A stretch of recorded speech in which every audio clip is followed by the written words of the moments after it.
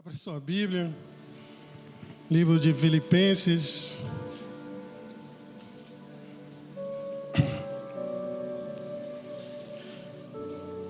Filipenses, capítulo 3.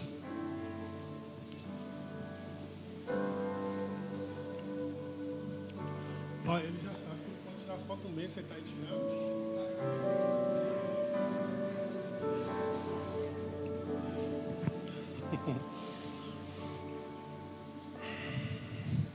Amém? Filipenses 3, verso 1.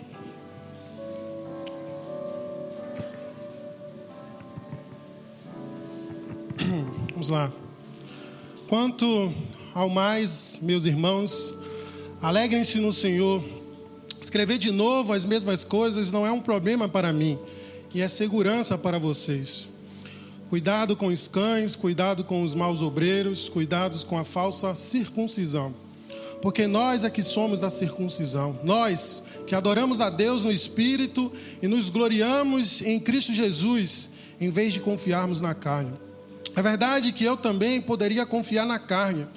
Se alguém pensa que pode confiar na carne, eu ainda mais. Fui circuncidado no 8º dia, sou da linhagem de Israel, da tribo de Benjamim, hebreu de hebreus. Quanto à lei, eu era fariseu. Quanto ao zelo, perseguidor da igreja. Quanto à justiça que há na lei, irrepreensível. Mas o que para mim era lucro, isto considerei perda por causa de Cristo. Na verdade, considerei tudo como perda por causa da sublimidade do conhecimento de Cristo Jesus, meu Senhor.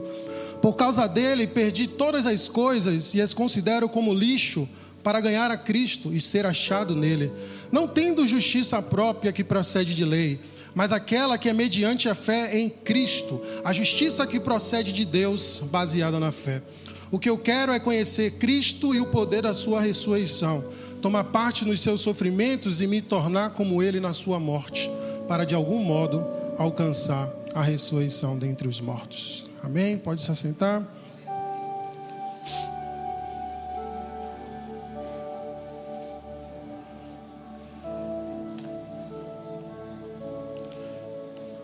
O livro de Filipenses é um livro bem curto, só tem 4 capítulos. E não é um livro que traz muita informação conceitual, se podemos chamar assim. Não é um livro que, para aqueles que gostam de se obter de conceitos, de definições e de tantas outras coisas. Não, a carta aos Filipenses é muito mais do que uma carta pessoal de Paulo. É Paulo escrevendo para pessoas que ele já conhecia, para pessoas que ele já tinha tido conhecimento e tinha tido uma amizade, um relacionamento.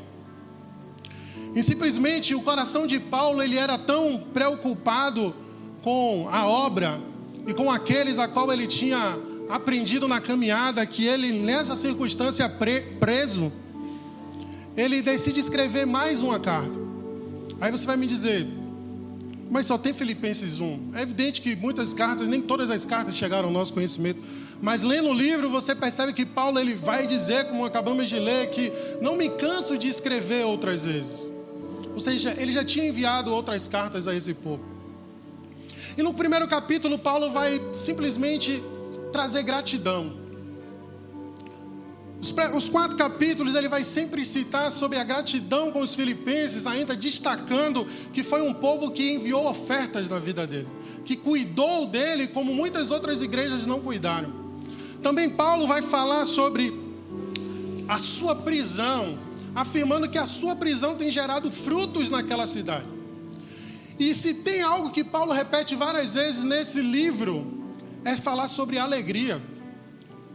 Porque nós começamos lendo dizendo que alegrem-se no Senhor. Mas se nós formos ler o livro outras vezes, outros capítulos, melhor dizendo, nós vamos ver Paulo falar, alegrem-se no Senhor. E no capítulo 4 ele vai dizer, alegrem-se no Senhor. E mais uma vez eu repito, alegrem-se no Senhor. Ele estava encorajando um povo a viver a alegria do Senhor. Mas não somente isso, Paulo vai começar a dizer, olha, eu não me canso de falar as mesmas coisas. Ou seja, repetir um conselho ou uma mensagem, não tem nada de errado nisso. Relembrar as pessoas sobre o caminho, não tem nada de errado nisso. Você pode ter um contato com o irmão hoje, daqui a 3 meses, você dar a mesma palavra que Deus deu há 3 meses atrás, e não tem nada de errado, você só está relembrando aquilo para aqueles que não venham perder a fé, ou não venham ter uma memória curta. Só que aí Paulo começa com aquilo que ele mais gostava de fazer, que era proteger a igreja. E isso ele fazia com excelência. Porque ele vai dizer, cuidado com os cães, cuidados com os maus obreiros, e cuidado com a falsa circuncisão. Quando nós lemos na Bíblia sobre cães, a gente geralmente faz hoje associação a cão ao demônio, sempre. Até porque no final, lá em Apocalipse, faz uma associação do cão às trevas. Mas de forma histórica, cão não é uma referência a um demônio, quando nós estamos lendo uma narrativa histórica. Cão faz referência literalmente a um animal selvagem. Não está falando de um poodlezinho, um animal doméstico que cuida da nossa casa. Aqui o Paulo está falando sobre o contexto do local onde ele vivia, da cultura dele. E no Oriente Médio, animais, melhor dizendo, cães, eram animais selvagens, que andavam juntos, comendo o resto do lixo da cidade e ameaçando os passageiros por onde iam. Então, quando Paulo está falando de cães, aqui ele está dizendo que existia um povo dentro daquela cidade, dentro daquela igreja, que andavam juntos de forma selvagem, ameaçando os que estavam dentro da congregação. E também ele vai falar de falsos obreiros. Evidentemente que ele estava falando de pessoas que já serviam dentro da casa. Isso não é um texto direcionado a quem não é crente, é um texto direcionado a crente. Paulo vai dizer, cuidado com os falsos obreiros e com a falsa circuncisão. Se ele chama de falsa, é porque existe a verdadeira e a falsa. E o que é a circuncisão? Circuncisão era uma aliança, um ritual, algo que o povo de Deus fazia para lembrar da aliança que Deus fez com Abraão. Deus chega para Abraão e no nascimento do seu filho da promessa, ele manda tirar uma pele do órgão do homem no 8º dia do seu nascimento, que aquilo ficaria como um símbolo, uma marca, uma aliança registrada perpétua, que referenciasse que aquele povo era o povo dele. Mas aqui Paulo vai dizer que existe uma falsa circuncisão. Se nós formos trazer um paralelo para que nós venhamos entender, hoje nós temos o batismo. Então, naquela época era feita a circuncisão, hoje é o batismo. O que Paulo está dizendo, se fosse escrito nos dias de hoje, é cuidado com o falso batismo. E por que ele escreveu isso? Porque os judeus que viviam naquela cidade, não somente ali, mas em outras cidades, consideravam a circuncisão como um ato que resolvia todos os problemas. Eu fui circuncidado, eu estou salvo, acabou. Mas Paulo vai dizer que a circuncisão somos nós, que nos achegamos a Deus pelo Espírito. Eu não sei na sua versão, mas não estranhe se na sua... Tem aqui, viu, minha irmã? Mas bota aqui que vai que... Se o fogo vir, aí eu vou jogando água, a gente vai... Em mim, né? O fogo na igreja aí. Eu não sei se na sua versão está assim, mas tem algumas versões que vão dizendo... Cuidado com a mutilação. E aí você vai dizer... Por que esse tradutor ele colocou isso? Porque... De fato, a circuncisão era tirar, era machucar a pele, mas era um ato que Deus colocou de forma institucional. O que Paulo estava dizendo é que eles estavam ferindo a pele dele em vão. Vocês estão se machucando em vão, porque o que Deus quer é a circuncisão do coração. Deus não quer um ritual como nos nossos dias de você descer as águas e levantar e dizer estou salvo, resolver os meus problemas. Você confessa publicamente no seu batismo, mas Deus quer que você levante e agora viva pelo Espírito. Então o Paulo está dizendo, vocês só estão machucando a pele de vocês.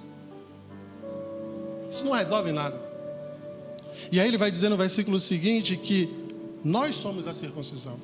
Nós que adoramos a Deus no Espírito e nos glorificamos em Cristo. Nós que sacrificamos as nossas vidas, nós que colocamos as nossas vidas diante dele, Nós nos gloriamos nele, nós nos achegamos a ele como? Pelo Espírito.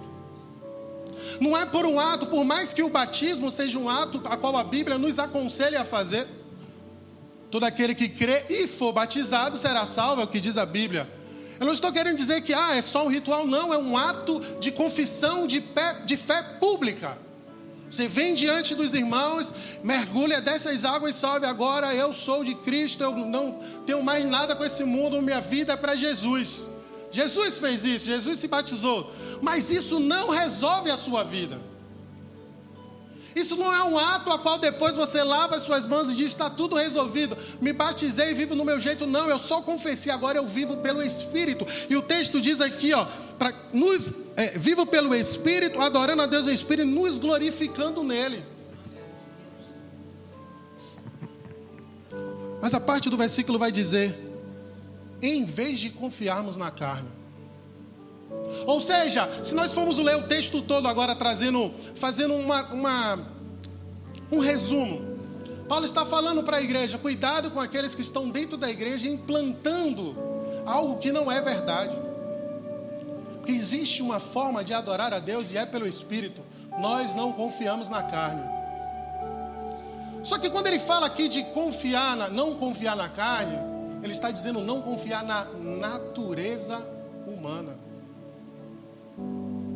Ele não está falando aqui necessariamente de pecado, mas está falando de uma natureza a qual nós não confiamos. Uma natureza que caiu lá no Éden e que nós sabemos que só conseguimos fluir pelo Espírito. Nós não confiamos na natureza humana, nós não confiamos nas nossas próprias forças, nós não confiamos na nossa inteligência, nós não confiamos na nossa capacidade, nós não conseguimos administrar e gerenciar uma igreja da nossa própria maneira. Mas aí Paulo vai nos ajudar a entender isso quando no verso seguinte ele vai dizer: é verdade que eu poderia confiar na carne. E aí ele vai dizer: se tem alguém que poderia confiar na carne, sou eu. Olha a astúcia de Paulo, hein? Olha a astúcia de Paulo ao falar para essas pessoas: se tem alguém aqui, ô povo de Filipenses, que poderia confiar na carne, sou eu. Rapaz, o cara é brabo. Brabo e ousado. Mas ele não apresenta as suas credenciais para se exibir. Ele apresenta as suas credenciais para mostrar, para não confiarmos nela. Porque ele vai continuar o texto agora com algumas descrições que passamos despercebidos. Eu não queria pular um a um, por isso que eu quero olhar aqui para eu não avançar aqui, que às vezes a gente corre, se empolga e acaba comendo as partes. Eu vou de um a um aqui. Ele vai dizer no verso 5: fui circuncidado no 8º dia. Então Paulo agora vai dizer: se tem alguém aqui que pode confiar na carne, sou eu. Por quê? Porque eu fui circuncidado no 8º dia. O que Paulo quer dizer com isso? Desde o meu nascimento eu sigo aquilo que Deus determinou.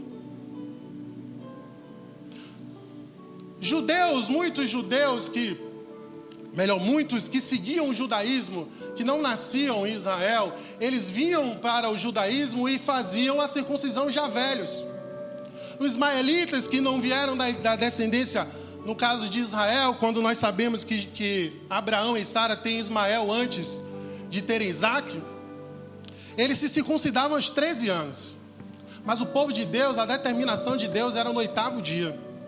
Então aqui Paulo está apresentando as suas credenciais. Olha, vamos trazer para os nossos dias, tá? Eu sou crente desde o 8º dia da minha vida. Vocês estão achando que eu conheci o Evangelho velho uns 2 dias atrás? Não, desde o meu nascimento, queridos, que eu conheço a lei e a pratico. Ele vai mostrar as suas credenciais, que ele é um cara que sabia o que estava falando. Aí ele vai continuar a falar dizendo que sou da linhagem de Israel. Quer dizer, eu sou da linhagem de Israel? Se tem um povo que gostava de exibir o seu histórico, era o povo de judeu. Todas as vezes na Bíblia, no Velho Testamento, vocês vão ver ele sempre reivindicar: eu sou o Deus de Abraão, de Isaac e Jacó. Você vai ver na Bíblia o que para muita gente é chatice, as genealogias, né? Veio Abraão, veio Isaac, Jacó, fulano, Beltrano. Você vai ver na história de Jesus toda a genealogia, porque judeu gostava de se exibir da sua origem. Porque eles achavam que só eles eram salvos. Para se salvar tem que virar judeu, tem que seguir o judaísmo, senão não é salvo não. Aí Paulo está dizendo para esses caras agora, olha, além de eu ter sido circuncidado no segundo dia, eu sou da linhagem de Israel, meu filho. Eu sei quem é o meu povo, eu conheço a história do meu povo. Vocês estão achando que eu cheguei aqui sem conhecer isso? E aí ele vai continuar mais ainda, sou da tribo de Benjamim. Nós sabemos que existiram 12 tribos, depois de Abraão, Isaac e Jacó, Deus divide, eu repito isso, Deus divide o seu povo, a terra e todas as ordenanças de como cada tribo ia fluir, por mais que existisse a desobediência deles. E Benjamim foi o único dos filhos de Jacó que nasceu na terra prometida. Benjamim, a tribo de Benjamim foi de onde sai o primeiro rei de Israel, Saul. A tribo de Benjamim é de onde sai a única tribo que ficou do lado da tribo de Judá. E o que tem a ver isso, a tribo de Judá? Quem veio da tribo de Judá? Jesus, o leão da tribo de Judá. Quando Israel é dividido, que a tribo de Judá é a tribo que fica com a parte que rejeita a idolatria, por mais que ela tenha errado no meio do caminho, a tribo de Benjamim ficou com ela. Paulo está dizendo assim, ó, eu venho de uma tribo nobre. Eu não venho de uma tribo qualquer, eu venho de uma tribo que se aliou com a tribo de Judá. Eu venho de uma tribo que teve um rei. Eu venho de uma tribo que era nobre, queridos. Vocês estão achando que vocês estão ouvindo falar de alguém? E aí ele vai apresentando as suas credenciais. Mas perceba que essas 3 características que Paulo fala não tem a ver com a escolha deles. Todas ele nasceu assim, ele não pediu isso. Ele escolheu no 8º dia da vida dele circuncidar? Não, o pai dele fez isso. Ele escolheu nascer na tribo de Benjamim e ser israelita? Não, não tinha escolha para ele. Mas agora ele vai dar as credenciais que ele escolheu. Aí ele vai continuar dizendo que sou hebreu de hebreus. Antes do povo de Israel ser chamado de israelita, porque nós sabemos que Israel foi um nome trocado de Jacó, eles eram chamados de hebreus. E o significado de hebreus, parece bem louco, é só dizer o povo que atravessou o rio. Só isso. Fala de um povo quando Deus chama Abraão de lá da terra dele, vai, sai da tua parentela e vem para cá. Eles foram chamados de hebreus pela caravana que eles fizeram até chegar na terra. Mas quando Paulo está falando isso, é porque quem se intitulava hebreu era o raiz. Era aquele que estava lá desde o início, acreditando em todas as vírgulas e pontos finais escritos até então no Velho Testamento. Os hebreus, só para vocês terem ideia, eles celebravam um culto na linguagem lá do início de tudo. Eles não celebravam um culto no grego. Porque o povo judeu, ele falava o hebraico e o aramaico. Em tempos diferentes, foi saindo uma língua.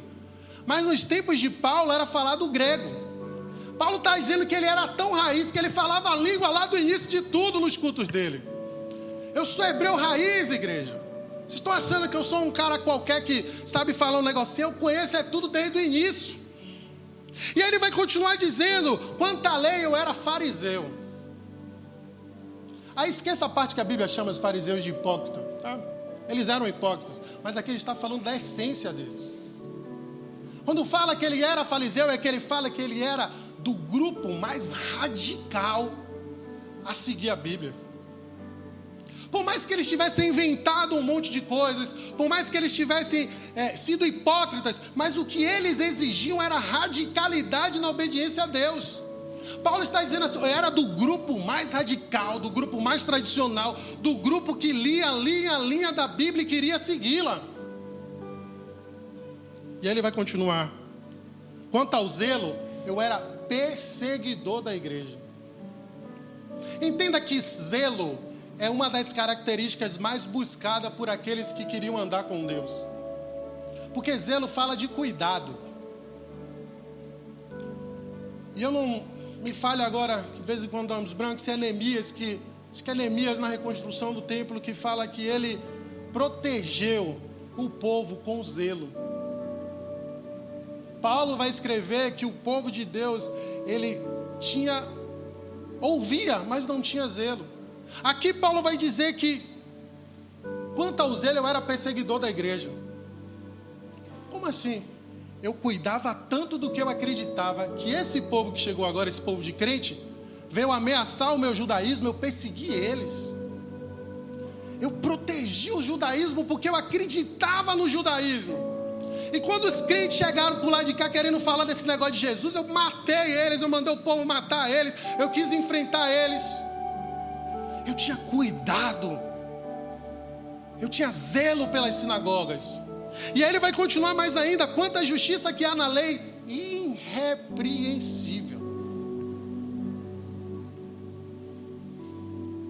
Paulo está dizendo para uma carta que foi escrita há mais de 1 milênio atrás, na lei, não tinha aqui nada que ninguém chamava minha atenção, não. Pensa um irmão da igreja que a gente se espelha assim, fala, aquele cara, Paulo era um cara exemplar. Era aquele cara que deveria ir na sinagoga e quando ele estava ensinando, as pessoas queriam ouvi-lo, até porque ele foi da escola de Gamaliel, um dos maiores professores daquele tempo. Paulo apresenta as suas credenciais dizendo: ei, quando eu estava nas sinagogas e no templo, eu era respeitado. Eu seguia a lei, desde a minha infância, eu fazia tudo e eu era irrepreensível. Jesus, Paulo é o novo Jesus. Só pode, mas não. Aí você vai ler isso em casa e fala, pô, Paulo se amostrou um pouquinho aqui, né? Deu uma... Paulo deu uma carteirada de sacerdote aqui, dizendo que ninguém poderia repreender ele, ninguém poderia... Não, queridos. Ele não fez. Ele estava escrevendo uma carta para confrontar aqueles que estavam pregando contra o evangelho ou contaminando o evangelho. Dizendo para eles, vocês querem confiar no conhecimento de vocês? Vocês querem confiar na forma que vocês estão conduzindo o evangelho? Se tem alguém que poderia estar fazendo isso, sou eu.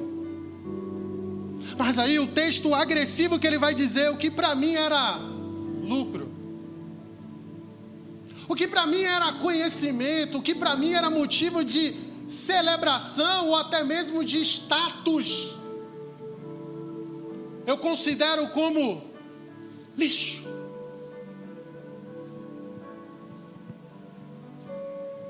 Lixo. Vamos trazer para os nossos dias. Quando eu ensinava, as pessoas ficavam encantadas. Quando eu cantava, as pessoas ficavam encantadas. Quando tinha um congresso, no dia que eu pregava, era fogo puro. As pessoas vinham para mim, eu orava, elas eram curadas. E teremos milhões de exemplos, mas Paulo está dizendo, todas essas coisas eu considero como nada. Nada.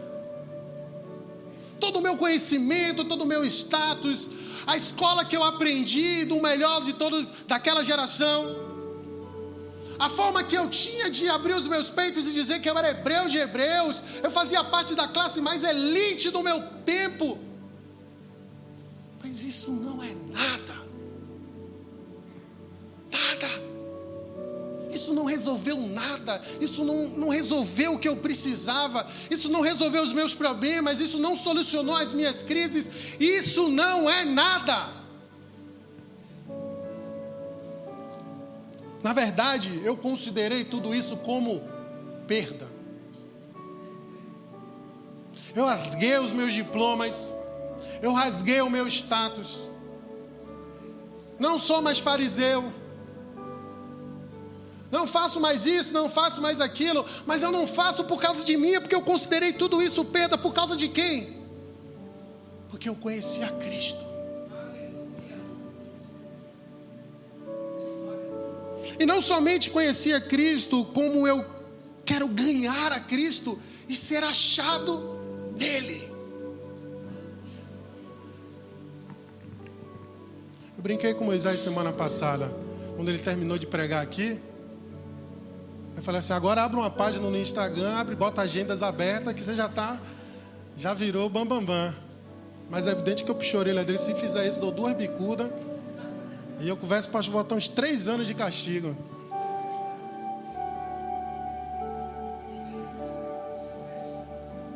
Eu faço mesmo, Carol tá de prova aí que eu faço mesmo. Né? Nos nossos dias, quantas pessoas têm entendido que a vida é nada sem Cristo? E eu não quero falar isso, queridos, como a gente gosta de falar de uma maneira vazia. Meu trabalho tem gente que nem crente mas chega... É um negócio de doido o mundo de hoje. Só faz tudo de errado na igreja, ou na vida dela. Aí chega quarta-feira, eu estou lá conversando. Não, hoje eu vou adorar o meu Senhor. Ele é assim, como? Você é crente? Eu não sabia, gente.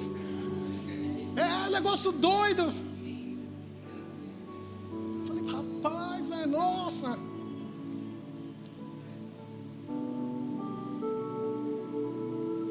Quem dos nossos dias entende que Jesus é precioso? Quem nos nossos dias entende que renunciar a vida por amor a Ele é a decisão e a melhor decisão que o homem ou a mulher pode tomar nessa vida?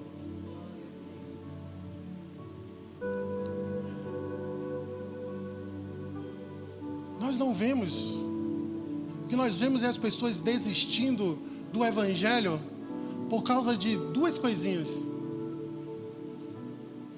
O que nós vemos é uma geração que quer exibir as suas credenciais para mostrar que ela está certa. O que nós vemos são as pessoas dizendo, eu sou do ministério fulano de tal, você não me respeita não? O que você vê é as pessoas colocando as suas credenciais, mas você olha para ela, você não vê Cristo. Você sabe que ela é obreira, você sabe que ela é filha de um ancião de não sei que diacho lá, mas você vê tudo nela. Está lá o crachá grandão do título dela, você só não vê Cristo.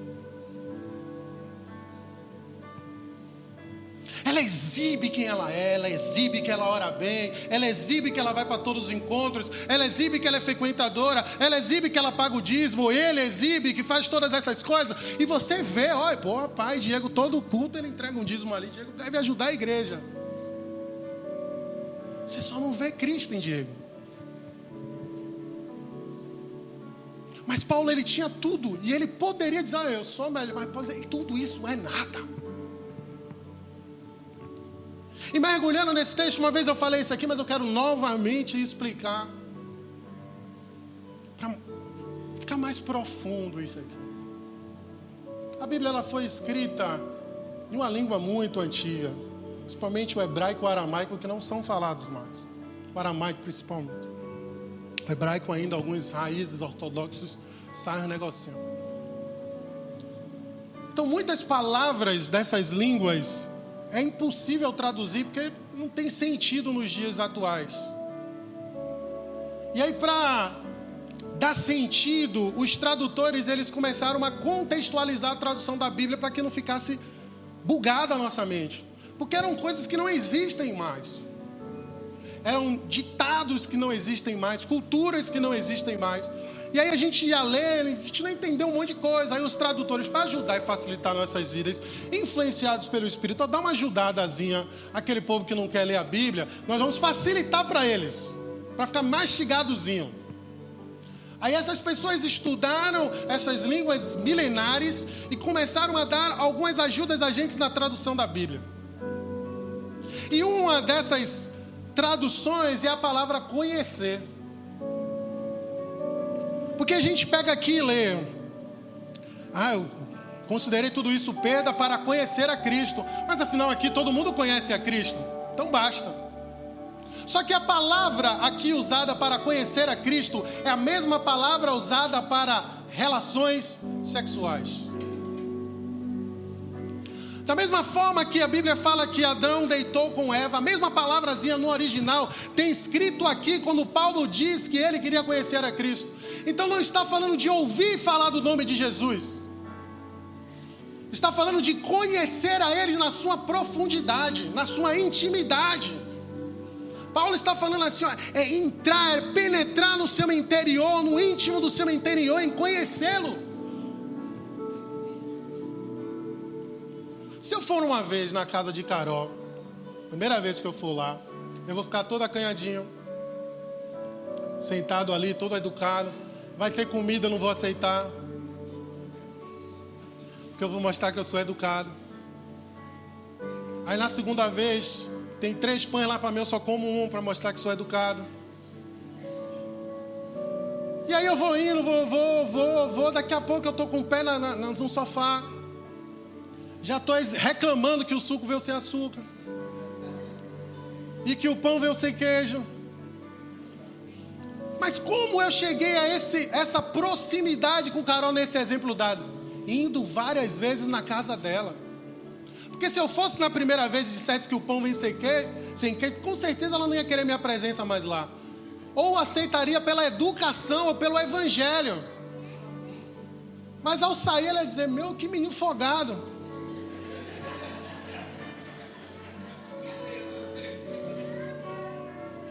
Mas por que agora que eu vou lá, a Carol já se preocupa comigo? Já não tem mais queijo, ela já vai comprar um queijo importado, já vai fazer um suco que eu gosto, porque eu já fui várias vezes. Isso aí eu já recebo de Deus esse negócio aí, Carol. Forte aqui, fala a Deus já.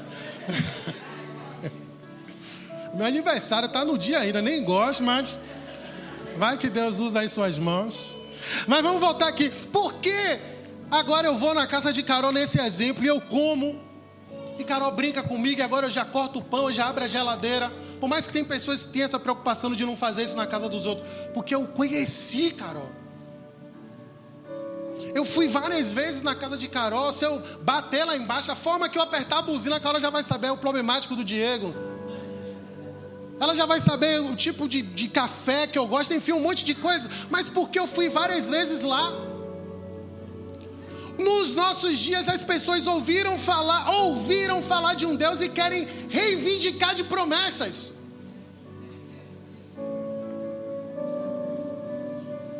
Você ouve falar de Jesus e amanhã, diz que tem um monte de promessas aqui de Jesus, eu quero todas elas. Deus de aliança, Deus de... Essa música todo mundo sabe cantar. Posso falar aquela outra, Mateus? Melhor não, né? Todo mundo conhece essas músicas. Mas as músicas que só aqueles que choram na presença dele. Quantos de nós cantamos? Nós tiramos o foco do evangelho para conhecer outras coisas. Mas Paulo, o homem que deixou o maior legado da história da igreja, queridos. O Novo Testamento é quase todo escrito por esse camarada. O camarada está dizendo que tudo que ele conquistou na vida foi nada. Nada. E não somente isso, ele diz que o que eu quero é conhecer a Cristo e o poder da sua ressurreição. Para tomar parte dos seus sofrimentos. E me tornar como ele na sua morte, para de algum modo eu alcançar a ressurreição. Você sabe o que é tomar parte do seu sofrimento? É se preocupar com a obra de Deus. É se preocupar com aquilo que Deus se preocupa. Deixa eu dar um exemplozinho claro de como nós não somos radicais com Deus. No meu trabalho eu tive um probleminha. Que ou eu fazia um milagre, ou eu ficaria mal visto. Eu trabalho numa empresa que se você for na fachada dela, é tudo bonito.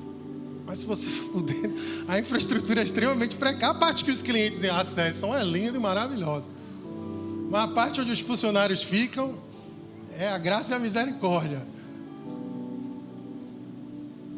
Aí um dia, a pessoa que me autoriza a comprar as coisas, ou seja, a pessoa que administra o dinheiro,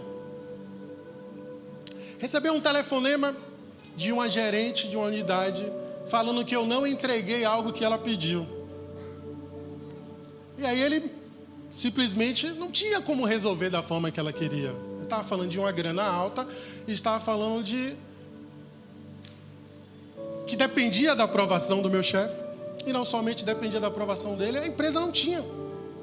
E aí ela me ligou e eu falei assim: rapaz, não tem como fazer isso. Eu vou ter que dar meus pulos, mas não tem como eu te entregar isso amanhã. Eu vou ligar para fulano. Fica à vontade, minha irmã. Aí ela ligou para fulano e fulano simplesmente disse assim para mim: quero resolvido até amanhã. Aí eu peguei: rapaz. Agora, quem me impede de ter aquela coisa resolvida até amanhã é ele, que não libera o dinheiro. Mas em outras palavras, ele sabe disso. Ele disse: te vira, meu filho. Não vou liberar o dinheiro, você tem que se resolver com o que tem aí. Aí eu: meu Deus do céu, o que é que eu vou fazer agora? Eu orei, pedi a Deus sabedoria. Me virei nos 30 lá, peguei carro, subi daí em Salvador, resolvi o problema dele. Desfalquei um lugar para atender o que ele precisava. E aí: chefe, resolvido lá, está entregue lá a pendência. Ele: ok, maravilha, meu filho. Pô, nesse dia eu vim voltando para casa, queridos, e eu falei assim... Falei não, eu vim meditando e eu sei que foi da parte de Deus. Sabe por que eu me esforcei para entregar aquilo? Porque eu preciso do meu emprego. Eu preciso pagar os boletos. E aí, literalmente, eu me virei nos 30. Eu preciso do meu emprego, eu preciso entregar o que o chefe pede, vou me virar. E aí, passei o dia inteiro na solução daquele problema, me virando, e entreguei o que ele queria. E eu vim dirigindo, e só me veio uma pergunta: por que quando é Deus, a gente sempre diz que não pode? Eu tenho uma explicação. No caso do meu trabalho, eu preciso do emprego. E se eu perder ele, minha esposa está desempregada, nós vamos passar um período debaixo da graça de Deus que estamos hoje, mas vai dar uma apertadazinha. Mas quando é Deus, a gente sempre lembra que Ele é misericordioso e fica adiando as coisas. E mais ainda, nós esquecemos de algo crucial porque nós estamos aqui. Não sei se todos estão crentes. Nós estamos aqui pela salvação da nossa alma. Por mais que a gente fale: você está aqui para adorar a Deus, isso é verdade. Você está aqui para estar em comunhão, e isso é verdade. Mas você se mantém caminhando os passos de Jesus para que a sua alma seja salva. E você sabe muito bem que tudo que Deus tem pedido você adia. Sabe por quê? Porque sabe que Deus é misericordioso. E a gente fica postergando as coisas de Deus porque elas não são cruciais, como Paulo falou. É mais importante você se dedicar 4 anos de uma faculdade. Não estou mandando ninguém parar de estudar, mas é melhor você perder dias e dias e dias e dias da sua vida se preocupando com os seus estudos, porque vai te garantir um bom emprego, mas você não consegue separar 10 minutos da sua vida que vai te garantir a eternidade.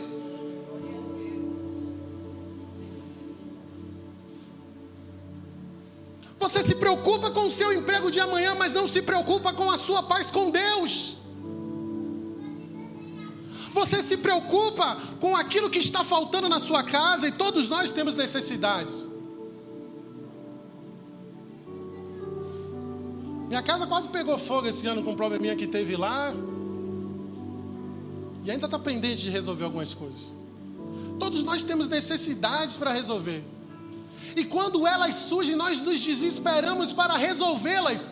Mas a nossa alma, a gente sempre adia. Agora explica isso aí. O cara chega para você amanhã e fala assim: melhor, o pastor te pede um apoio na semana que vem. E aí você fala: estou com o senhor, vou te ajudar. Chega na sexta-feira, alguém te liga para um baba, ou para qualquer diacho que for, e você prioriza outra coisa. Eu não estou falando aqui que é o pastor, mas você teve um compromisso. Isso só mostra como você não prioriza a voz do Altíssimo sobre a sua vida. Eu tenho um colega de trabalho que ele tem 48 anos de idade, ele vive com crises de saúde. já teve princípio de infarto dentro da empresa. Eu cheguei para ele essa semana, ele estava em cima da cadeira se tremendo, eu achei que ele ia infartar. 9 anos de empresa, eu cheguei para ele: rapaz, você precisa cuidar da sua vida. E a resposta dele é para mim: eu preciso do meu emprego. E eu falei: você vai morrer, meu moleque. A pessoa está se matando pelo emprego, a pessoa está se acabando pelo emprego. Ela é a única no setor. Mano, joga tudo para cima e vai embora. Mas ele vai morrer. Eu disse a ele: eu vou entrar um dia na tua sala e você vai estar morto em cima da sua cadeira. E aqui eu não estou nem falando de Deus, eu estou falando que ele se preocupa tanto em ter o salário no final do mês, que ele não se preocupa com ele. Da mesma maneira, nós nos preocupamos tanto em tantas coisas. É tão mais precioso aquilo que você está buscando do que a sua salvação. É mais precioso você ter uma oportunidade aqui na frente que tanto é adiada. E eu acho isso uma perda de tempo, né? Graças a Deus eu não tenho um problema com isso. Pastor nunca me dá oportunidade. Eu oro para não ter oportunidade. Eu sou do outro grupo. Aqui sabe que é uma luta. Eu sou do outro grupo, querido. E quando eu vejo alguém não me der o microfone, uau, que lindo, né? Que coisa maravilhosa. Eu estou aqui querendo entregar esse microfone aqui, você está brigando por ele. Não, meu irmão, eu não quero ver você com o microfone, eu quero ver Jesus. Quero ver o que Jesus tem na sua vida. Tira essa vaidade que tu tem de aparecer, viu, meu irmão? E fala igual a Paulo: tudo isso que você tem, esse dom, esse talento é maravilhoso. Mas se não resplandecer Cristo, é só soberba, arrogância, vaidade e tantas outras coisas. Ué, Mateus está rindo ali. Pode contar algumas coisas aqui, Mateus? Mateus é um menino que ouve os meus desabafos. Mas voltando, queridos, o que eu quero dizer é: nós não lutamos pela nossa salvação. Nós não damos o devido valor e dedicamos tempo da nossa vida para ser salvos. E aqui eu não estou falando do merecimento da salvação. Por favor, não me entenda que ninguém é salvo por esforço humano, é pela graça. Mas Paulo, no mesmo livro de Filipenses, no capítulo anterior, no versículo 2, no capítulo 2, ele vai dizer no verso 12: desenvolvam a sua salvação com temor e tremor. Paulo é o cara que dá todas as cartas a gente. Olha, tudo isso que a gente está buscando, tudo isso que você está se degladiando aí, se acabando para ter, é bom, salário bom, entre várias coisas. Mas você se dedica da mesma forma para que a sua família seja unida? A forma que você se dedica para ter sucesso na vida é a mesma forma que você se entrega para que a sua família seja unida? A forma que você se esforça para conquistar as coisas na vida, para ter o seu sonho realizado, é a mesma forma que você se esforça para ter algo da parte de Deus na sua família? Ou ter essas coisas que Paulo teve na sua vida é mais importante do que conhecer a Cristo? Quando a gente voltou da pandemia, se eu não me engano, foi um ano antes da pandemia, eu contei um testemunho que eu tive aqui no dia do meu aniversário, que eu tive uma arma na cara no dia do meu aniversário. E hoje fazem 20 anos e todos os meus aniversários eu agradeço a Deus por não ter morrido naquele dia. Primeiro que eu não estava no evangelho, eu sabia para onde eu iria. E eu sempre acordo e oro ao Senhor nos meus aniversários, dizendo: Deus, eu estou vivo aqui hoje porque o Senhor me guardou naquele dia. Tudo que eu conquistei depois, eu só conquistei porque o Senhor me permitiu viver. Se eu estou hoje murmurando, eu não tenho noção da vida que eu só tenho hoje força para murmurar porque Ele me deu vida.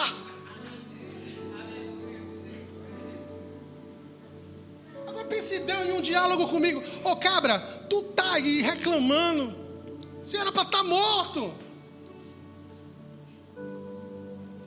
Eu te livrei, você ainda quer bater de frente comigo? Agora, quantos de nós vamos escrever textos como esse aqui? Ai, Diego, eu virei crente, fui impactado naquele dia que Deus usou sua vida, amém, meu irmão, glória a Deus, a glória é dele. Mas eu vou dizer uma coisa a você, Diego, eu dedicava 24 horas da minha vida pelos meus problemas. Dedicava a minha vida por emprego, por isso, por aquilo, dedicava a minha vida, Diego. E aí eu fiz uma reflexão, que eu não conseguia tirar 2 minutos da minha vida para dedicar a Deus. Eu comecei a ver que a minha salvação não era desenvolvida em ti. Eu só queria um Jesus que me desse coisas, mas aquilo a qual Ele morreu por mim, eu não me dedicava.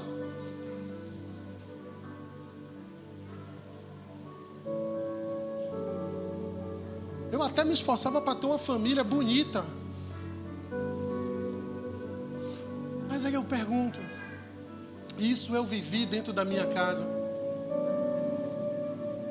Você sabe por que as mulheres que sofrem dentro dos lares com maridos opressores, mulheres crentes, suportam tudo quando têm filhos? É para que os filhos cresçam no Evangelho. Semana passada, de volta e meia, mando uma mensagem para minha mãe. Eu sempre falo a ela: eu agradeço cada dia a senhora não ter desistido dos seus filhos. Porque você sabe, racionalmente falando, o que era para minha mãe fazer? Pegar as trouxas dela e ir embora. Era isso que ela tinha que fazer. E eu sei que ela estaria dentro das razões humanas, talvez eu não perdoaria ela, mas era para ela fazer isso. E toda vez que ela me vê pregando, e que ela me vê fazendo algo pelo reino, ela se orgulha. Porque ela perdeu noites por isso aqui. Por isso aqui. Então, se você não luta contra as coisas da vida, se você não bate de frente com a cultura que quer implantar em você, que você precisa ganhar mais, tem que ter mais, tem que fazer, tem que acontecer, que todo mundo viaja e você não viaja. Ah, essa é chatice que crente gosta de reclamar. Meu Deus. Quanta chatice. Eu repito, você só tem fôlego para reclamar porque Jesus te dá fôlego. O salmista vai dizer: Ele sustenta todos pela sua palavra. E mesmo murmurando, o Senhor é misericordioso para que nós venhamos entender que todas essas coisas são lixo. Eu não quero desmerecer a sua qualificação, a sua competência. Não é isso que Paulo está falando. Paulo está dizendo que é bom ser burro. Não, tem que ser burro. Não pode. Não é isso que Paulo está dizendo. Paulo está dizendo assim: ser inteligente é bom. Ter status é bom. Mas isso é lixo diante da grandeza de conhecer a Ele.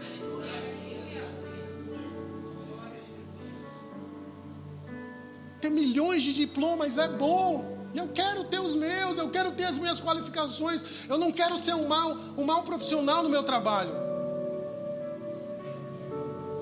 Mas volta e meia eu sempre falo com minha esposa: eu tenho medo desse mundo profissional me atrair, tirar os meus olhos de Cristo. Eu tenho medo de a minha vida ficar indo embora, e quando eu perceber, eu não refleti no que Paulo deixou para a gente. Parem de se acabar por coisas que não vão dar a paz que vocês precisam.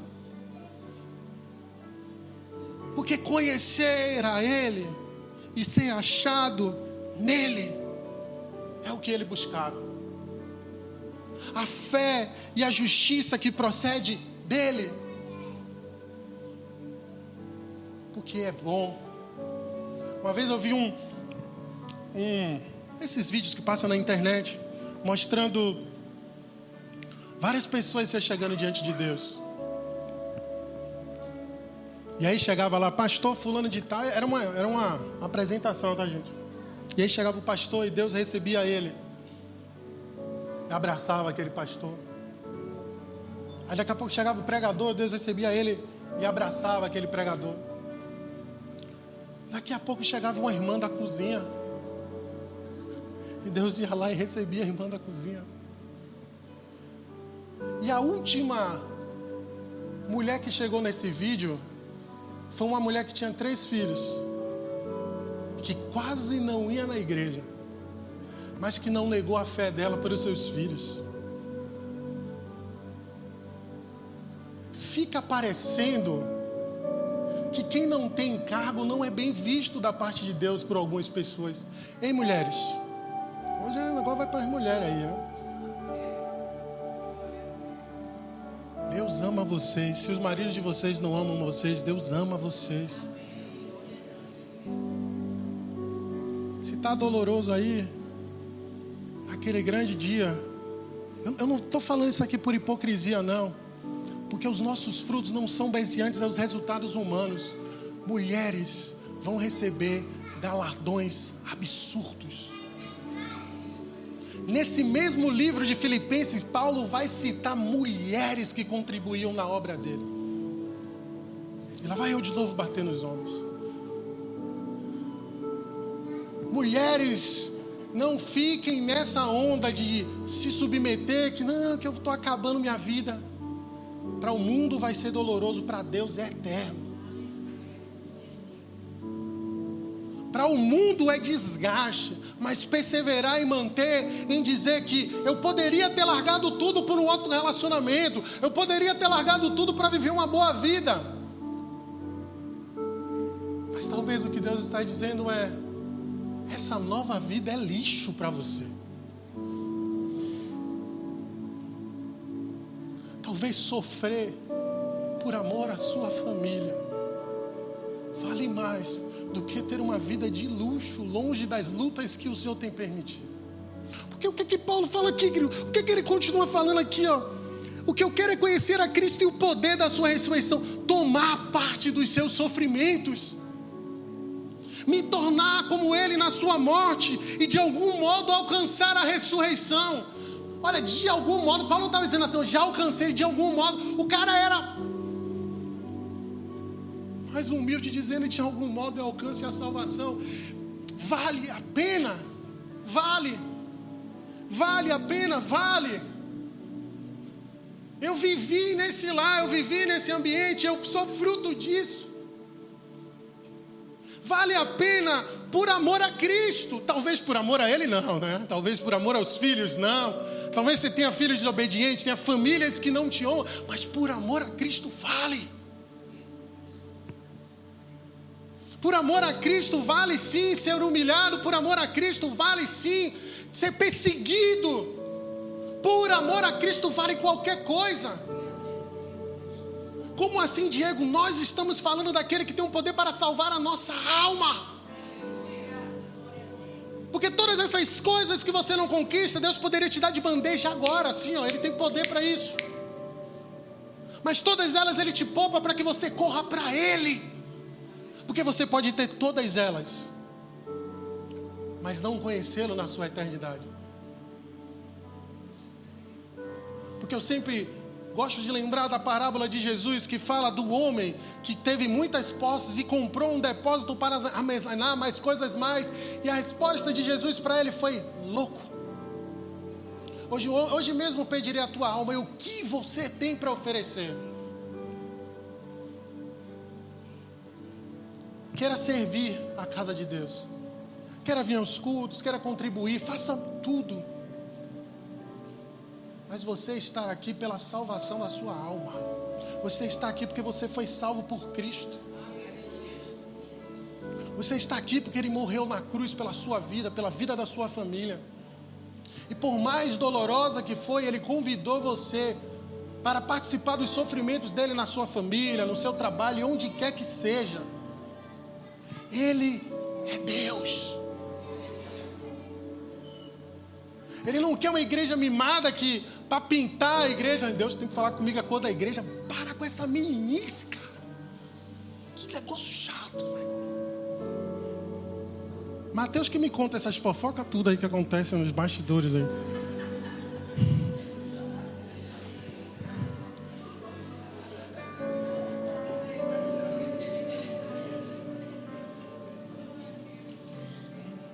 E para fechar, queridos, no mesmo livro, no mesmo capítulo, ou no capítulo seguinte, capítulo 4, ele vai dizer que, capítulo 4, verso 4, alegrem-se no Senhor, outra vez digo, alegrem-se no Senhor. Que a moderação de vocês seja conhecida por todos, perto está o Senhor, não fiquem preocupados com coisa alguma, mas em tudo sejam conhecidos diante de Deus os pedidos de vocês, pela oração e pela súplica com ações de graças. E a paz de Deus, que excede todo entendimento, guardará o coração e a mente de vocês. Você percebe que a gente lê a primeira parte desse contexto aqui dizendo: apresentem os pedidos de vocês com súplicas, com petições. A gente sempre fala, aconselha isso para as pessoas. Está precisando de algo? Peça a Deus. Paulo escreveu ali, ó, apresente ao Senhor com súplicas e petições. Só que o versículo seguinte está dizendo que Ele guardará a vossa mente e coração. Não está dizendo que Ele vai dar sim para tudo, não.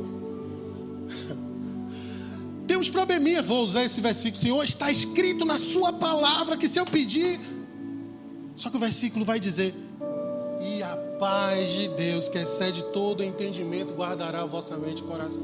Sabe o que quer dizer isso? Quando a gente está angustiado, quando a gente está descontrolado ou preocupado demais com algumas coisas, a gente apresenta diante dele. Sabe o que ele vai fazer? Trazer calmaria ao coração.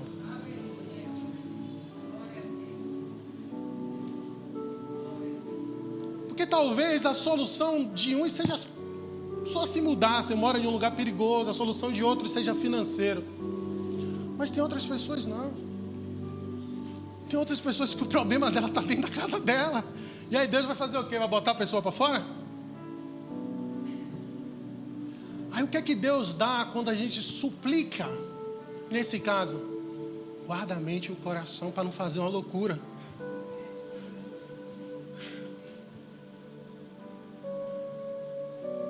Eu sempre... Deixa eu falar, vou falar besteira. Vou falar aquilo não que você me contou, não, viu, Mateus? Amém, queridos? Tudo que você tem é bom. Eu brinquei uma vez aqui com Marcela, que Deus prospere tanto ela para ela pegar um ônibus e ela mesma bancar para a igreja sair aí evangelizando. Ela não está aqui hoje. Hoje eu posso falar outras coisas. Tomara que você prospere tanto, esteja um sítio para a gente ir lá fazer acampamento. Amém. O problema não é prosperar, o problema é colocar o seu coração na prosperidade. Quero que Deus prospere tanto ali, ó, Everton e Esther, que vão casar. Ao ponto de eles fazerem uma festa para dar um banquete pra gente. Oi? Fazer uma festa grande, ó, uma festa grande liberada sobre a vida deles. A gente quer que meninos como Moisés tenham temor e tremor e cresçam para serem pregadores do Evangelho. E tantos outros aqui. Senão eu vou passar a noite inteira aqui, viu, gente, falando. Aí você pega a parte que você quer e diz amém aí, viu? Amém? O problema não é prosperar. O problema é a gente se juntar aqui, comprar um terreno. Tudo isso é bom. Mas a gente se comprar um terreno, queridos. Se a gente comprar uma igreja, a gente montar a melhor estrutura de som, de cadeira, o que for, no primeiro dia que a gente entrar, a gente vai dizer: tudo isso aqui é lixo diante da grandeza dele. Como assim, Diego? A gente vai chamar de lixo que Deus deu? Entenda, gente, se vocês são inteligentes, aí está dizendo: isso aqui não é tão bom o suficiente como ele. O som agora é bom. Rapaz, agora a gente arrebentou, as cadeiras são confortáveis, o ar-condicionado não para. A gente tem estrutura, LED, não sei o que, é um negócio louco, as cadeiras flutuam, meu Deus do céu. É 2 anjos na porta lá fazendo aquilo. É tudo de bom.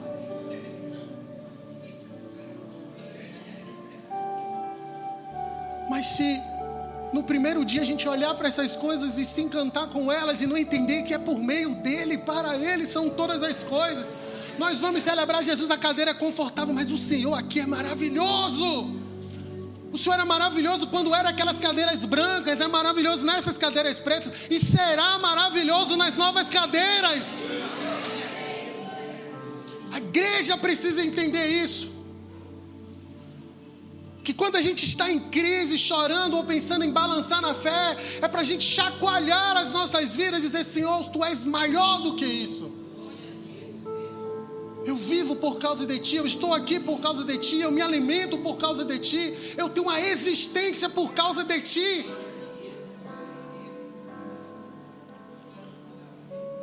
Porque grandes homens de Deus foram barrados. Se você acha que você parou no seu ministério porque fulano não te deu oportunidade, tu é um menino mimado, uma menina mimada que não sabe nada do evangelho, essa é a verdade.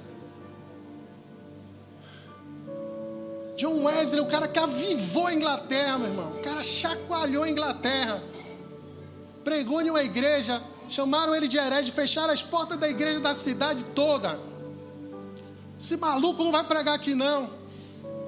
O cara foi para a rua, na praça pública, começou a pregar, se tornou um dos maiores pregadores da história da igreja, com as igrejas da cidade fechadas para ele. Eu não estou mandando você ir para as praças pregar, o que eu estou dizendo é que você não tem que estar alegre se você ter uma oportunidade. Você vive para Cristo, para glorificar a Ele, para se calar em alguns momentos e falar em outros. Para em alguns momentos ser exaltado, porque era o momento de ele exaltar. Mas em outros momentos ele permitia a humilhação. É isso mesmo. É isso mesmo. Olha, igual pastor agora. Né? A humilhação que Deus permite é para tratar aqui dentro. Mas como eu sei que vocês vão sair daqui falando mal de mim, mas vão orar e suplicar que Deus guarde a mente e o coração de vocês. Amém. Não fiquemos em pé, né?